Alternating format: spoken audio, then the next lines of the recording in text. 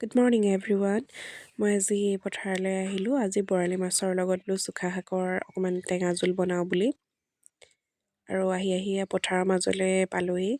তাৰপিছত এয়া চুকা শাকখিনি দেখিছেনে? আপোনালোকে বাৰু চিনি পায়নে? এই শাকবিধৰ গুণটো টেঙা হয় আৰু মাছৰ লগত বনাই খাবলৈ, যিকোনো ধৰণৰ মাছৰ লগত বনাই খাবলৈ ভাল আচলতে।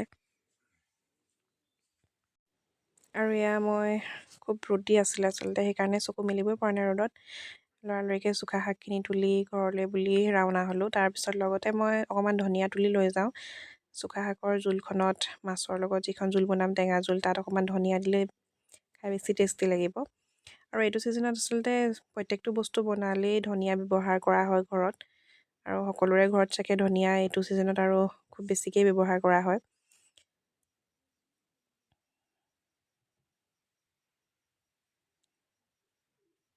এতিয়া মই ঘৰলৈ গৈ আছোঁ।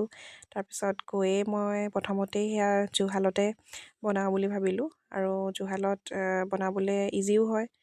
আৰু ঠাণ্ডা দিনত আচলতে জুইশালত বনোৱা বস্তুবোৰ খাবলৈও টেষ্টি লাগে আৰু ঠাণ্ডা দিনত সুবিধাও হয়। গতিকে এয়া মই প্ৰথমতে মাছখিনি ফ্ৰাই কৰি ল'লোঁ। তাৰপিছত বইল আলু লগতে শাকখিনি কাটি থৈ দিছিলোঁ, সেইখিনিও একেবাৰে ভাজিয়ে ল'লোঁ। ভাজি হোৱাৰ পিছত মই এয়া তাতে অকণমান গৰম পানী দিম। আৰু পানীখিনি এয়া দি দিলোঁ।